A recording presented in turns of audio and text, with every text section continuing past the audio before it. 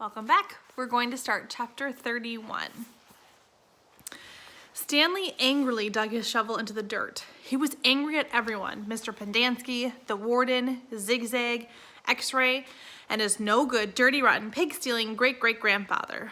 But mostly, he was angry at himself. He knew he never should have let Zero dig part of his hole for him. He still could have taught him to read. If Zero could dig all day and still have the strength to learn, then he should have been able to dig all day and still have the strength to teach. What should he do, he thought, was go after Zero. But he didn't. None of the others helped him dig Zero's hole and didn't expect them to. Zero had been helping him dig his hole, and now he had to dig Zero's. He remained out on the lake digging during the hottest part of the day, long after everyone else had gone in. He kept an eye out for Zero, but Zero didn't come back. It would have been easy to go out after Zero. There was nobody to stop him. He kept thinking that's what he should do. Maybe they could climb to the top of the Big Thumb. If it wasn't too far away, and if there really was the same place that where his great-grandfather found refuge, and if, after 100 years or so, water was still there. It didn't seem likely, now when the entire lake had gone dry. And even if they did find refuge on the Big Thumb, he thought, they'd still have to come back here eventually. And then they'd both have to face the warden and her rattlesnake fingers. Instead, he came up with a better idea. Although he didn't have it quite all figured out, he thought that maybe he could make a deal with the warden. He'd tell her where he really found the gold tube, if she wouldn't scratch Zero. He wasn't sure how he'd make this deal without getting himself in deeper trouble. She might just say, tell me where you found it or I'll scratch you too. Plus, it would mean X-Ray would get in trouble too. She'd probably scratch him up as well. X-Ray would be out to get him for the next 16 months. He dug his shovel into the dirt. By the next morning, Zero still hadn't returned. Stanley saw one of his counselors sitting guard by the water spigot outside the shower wall. Mr. Pendanski had 2 black eyes and a bandage over his nose. I always knew he was stupid, Stanley heard him say. Stanley was required to dig only one hole the next day. As he dug, he kept a constant watch out for Zero. He never saw him. Once again, he considered going out on the lake to look for him. But he began to realize that it was already too late. His only hope was that Zero had found God's thumb on his own.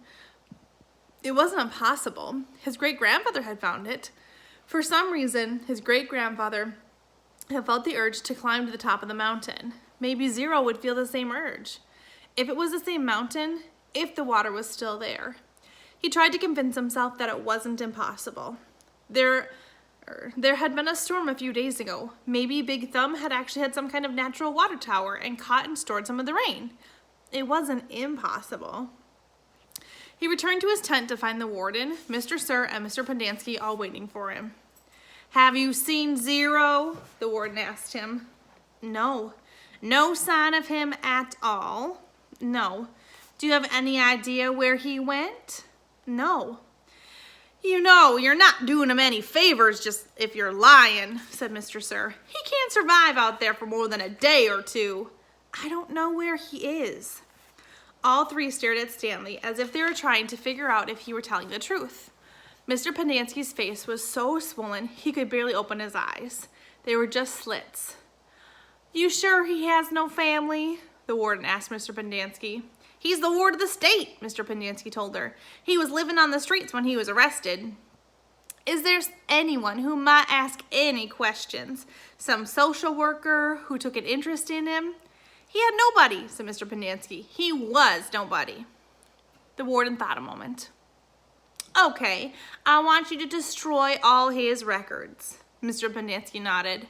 He was never here, said the warden. Mr. Sir nodded.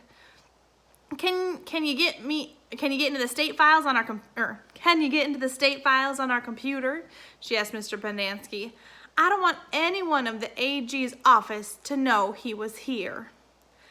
I don't think I can erase him completely from the state files, said Mr. Pendanski. Too many cross references, but I can make it so it will be very difficult for anyone to ever find a record of him. Like I said, though no one will ever look, no one cares about Hector Zeroni. Good, said the warden. Chapter 32. 2 days later, a new kid was assigned to Group D. His name was Brian, but X-Ray called him Twitch because he was always fidgeting. Twitch was assigned to Zero's bed and Zero's crate. Vacancies didn't last long at Camp Green Lake. Twitch had been arrested for stealing a car. He claimed that he could break into a car, disconnect the alarm, and hotwire the engine all in less than a minute. I never planned to, steal one, he told them, but sometimes, I'll be walking past a real nice car parked in the deserted area, and, I'll just start twitching. And if you think I twitch now, you should see me when I'm around a car. The next thing you know, I'm behind the wheel. Stanley lay on his scratchy sheets. It occurred to him that his cot no longer smelled bad. He wondered if the smell had gone away, or if he'd just gotten used to it. Hey, caveman, said Twitch, do we really have to get up at 4:30? Yep, get used to it. It's the coolest part of the day. He tried not to think about Zero. It was too late. Either he'd made it to the Big Thumb, or... What worried him the most, however, wasn't that it was too late. What worried him the most, what really ate at his insides, was the fear that it wasn't too late. What if Zero was still alive, desperately crawling across the dirt, searching for water? He had tried to force the image out of his head. The next morning on the lake, Stanley listened as Mr. Sir told Twitch the requirements for his hole. As wide and as deep as your shovel. Twitch fidgeted. His fingers drummed against the wooden shaft of the shovel and his neck moved from side to side. You won't be twitching so much after digging all day, Mr. Sir told him. You won't have the strength to wiggle your pinky. He popped some sunflower seeds into his mouth, deftly chewed them and spat out all the shells. This isn't Girl Scout camp. The water truck came shortly after sunrise. Stanley got in line behind Magnet and ahead of Twitch. What if it's not too late? He watched Mr. Sir fill X-Ray's canteen. The image of Zero crawling across the hot desert dirt remained in his head. But what could he do about it? Even if Zero was somehow alive after more than 4 days, how would Stanley ever find him? It would take days. He'd need a car. Or a pickup truck. A pickup truck with a tank of water on the back.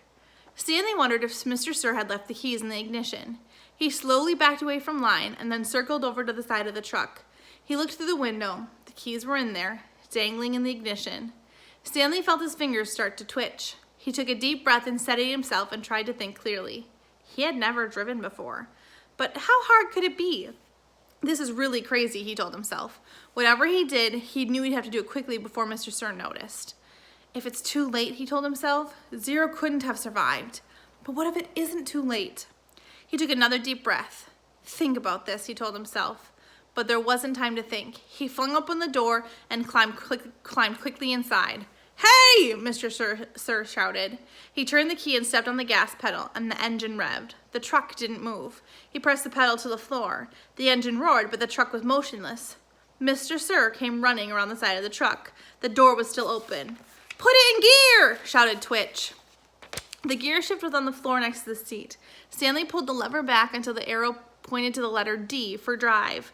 The truck lurched forward and Stanley jerked back against the seat, tightly gripped the wheel as the truck accelerated, and his foot pressed on the floor. The truck went faster and faster across the dry lake bed. It bounced off a pile of dirt, and suddenly Stanley was slammed forward, then instantly backward as the airbag exploded into his face. He fell out of the open door and onto the ground. He had driven straight into a hole. He lay in the dirt staring at the truck, which stuck lopsided into the ground. He sighed. He couldn't blame his no-good, dirty, rotten, pig-stealing great-great-grandfather this time. This time it was his own fault. 100%. He had probably just done the stupidest thing he had ever done in his short, miserable life. He managed to get to his feet. He was sore but didn't think he had any broken bones. He glanced back at Mr. Sir, who remained where he was, staring at Stanley. He ran. His canteen was strapped around his neck. It banged against his chest as he ran, and every time it hit against him, it reminded him that it was empty, empty, empty. All right, we'll read one more today, chapter 33. He slowed to a walk. As far as he could tell, nobody was chasing him. He couldn't hear voices coming from the back of the truck, coming back by the truck, but he couldn't make out the words. Occasionally, he'd hear the revving of the engine, but the truck wasn't going anywhere anytime soon. He headed in what he thought the direction was of the big thumb, but he couldn't see through the haze. Walking helped him calm him down and allowed him to think clearly. He doubted he could make it to the big thumb, and with no water in his canteen, he didn't want to risk his own life on the hope that he'd find refuge there. Then he'd have to return to camp. He knew that, but he was in no hurry. It would be better to return later after everyone had a chance to calm down. And as long as he had come this far, he might as well look for zero. He decided he would walk as long as he could until he was too weak to go any further, and then he would turn around and go back. He smiled. He realized that really wouldn't quite work. He would only go halfway as far as he thought he could think he could go, so that he'd still have enough strength to return. Then he'd have to make a deal with the warden. Tell her that where he found Caperella's lipstick tube and beg for mercy. He was surprised by how far the holes extended. He couldn't even see the camp compound anymore, but he still kept passing holes. And just when he thought he had passed the last hole, he came across a cluster of them a little further away. Back at the compound, they had dug in systematic order, row upon row, allowing space for the water truck. But out here, there was no system. It was as if every once in a while, in a fit of frustration, the warden would just pick a spot at random and say, "Well, dig here." It was like trying to guess the winning numbers of the lottery. Stanley found himself looking down into the hole as he passed. He didn't admit to himself what he was looking for. After more than an hour had gone by, he thought that he had surely seen the last hole. But then off to the left, he saw another cluster of them. He didn't actually see the holes. He saw the mounds of dirt that surrounded them. He stepped over the mounds and looked into the first hole. His heart stopped. Down at the bottom was the family of yellow-spotted lizards, their large red eyes looking at him. He leapt back over the mound and ran. He didn't know if they were chasing after him. He thought he might have seen one leap out of the hole. He ran until he couldn't run any further, and then he collapsed. They hadn't come after him. He sat there for a while and caught his breath. And as he got back on his feet, he thought he noticed something on the ground, maybe 50 yards away. It didn't look like much, maybe just a big rock. But in the land of nothingness, a little thing seemed unusual. He walked slowly towards it. The encounter with the lizards had made him very cautious. It turned out to be an empty sack of sunflower seeds. He wondered if it was the same one Magda had stolen from Mr. Sir, although it didn't seem likely. He turned it inside out and found one seed stuck to the burlap. Lunch.